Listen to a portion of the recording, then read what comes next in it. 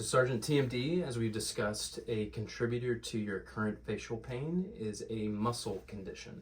So we've identified some habits throughout the day that could be contributing or sort of driving that muscle fatigue and muscle pain. For you in particular, we've discussed in detail that you have certain muscles that help control your jaw movement, so closing and opening. And for you, it seems to be the masseter muscle here on the angle of your jaw and your temporalis muscle here on the temple or sides of your head that seem to be the source of your pain, your current pain condition. And so the risk factors that we've identified for you are constantly chewing gum throughout the day and clenching and grinding at work while you're multitasking and hyper-focused.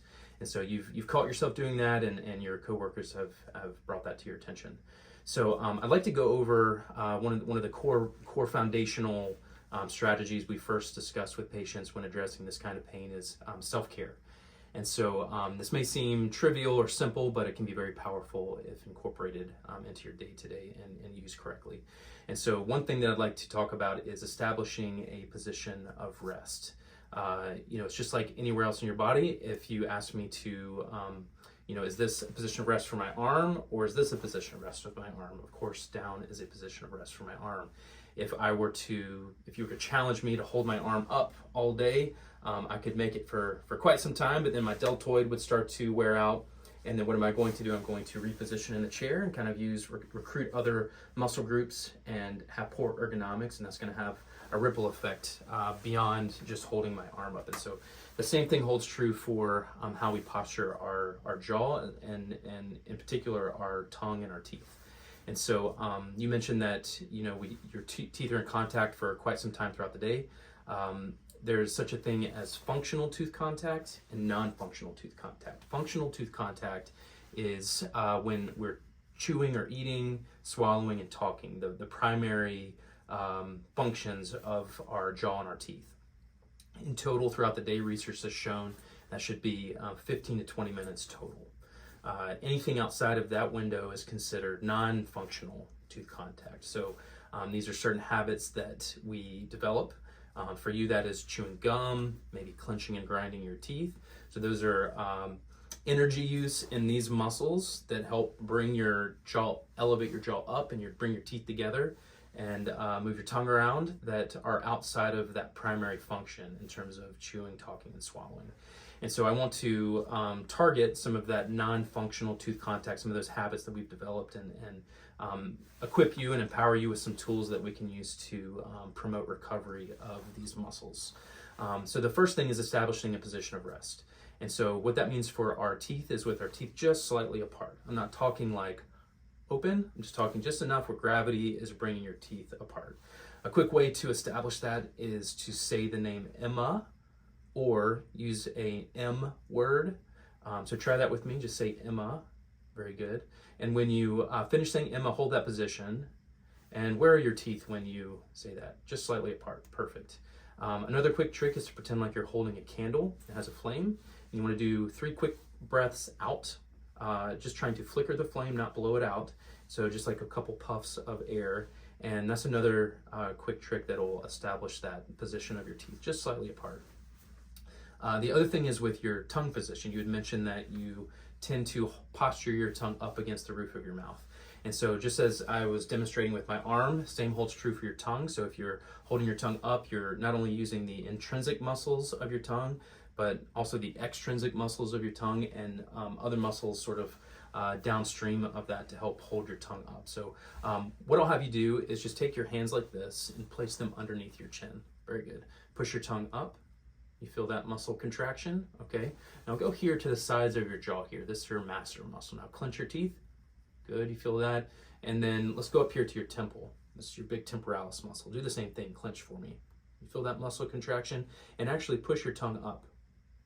Very good. So you feel that even something as simple as posturing your tongue can recruit other muscles that are further away anatomically from their tongue itself. And so if we're chronically holding our tongue up through the lens of orofacial pain, that does not promote healing. That can actually contribute to muscle fatigue and pain. So we talked about saying Emma or flickering the flame on the candle. But also by saying Emma and doing the flame trick, that also brings your tongue down into the floor of your mouth. So try one more time for me. Say Emma. Very good. So your teeth are slightly apart and your tongue is relaxed in the floor of your mouth. Perfect. What I would encourage you to do and actually prescribe to you to do, I think this, if we don't start incorporating these principles, we're just kind of fighting an uphill battle here for muscle recovery. So I would encourage you to set a reminder on your watch or on your phone, maybe every 30 to 45 minutes go off for the next few weeks until I see you next.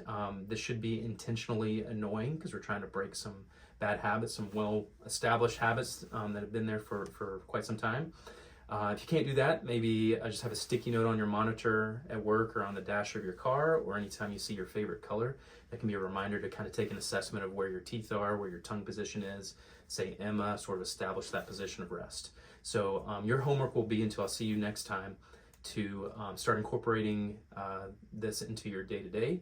And I'll ask you next time what your reminder is for yourself and for you to kind of demonstrate what you're doing. So do you have any questions on that? Very good.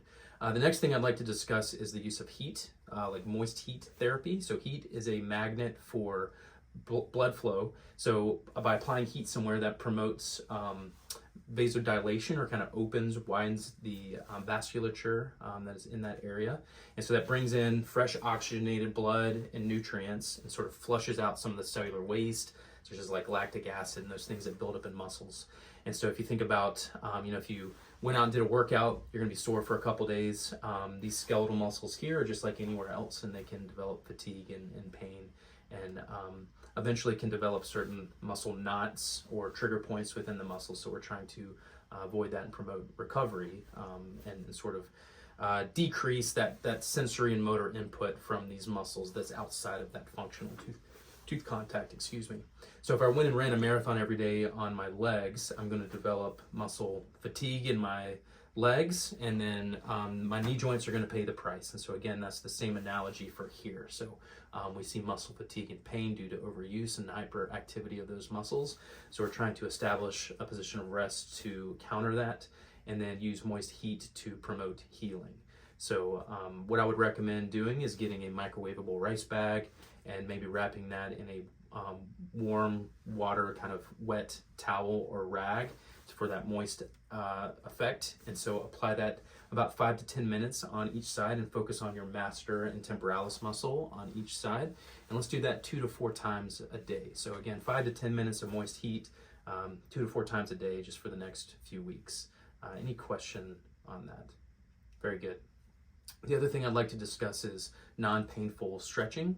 So these muscles here, your masseter and temporalis, are your primary closing muscles. They elevate your jaw and bring your teeth together. So one way to stretch those muscles non-painfully is to do an open, and then maybe a slight side-to-side motion to target the left and right muscles. So you can open just like that, and then just a little bit of side-to-side. Do that with me. Very good. You can also provide some resistance by doing the thinker pose. Open, and then use your thumb or your hand to provide resistance on side to side, and sort of do some non-painful stretching. So this is not a no pain, no gain scenario. We want to do this within a non-painful range of motion.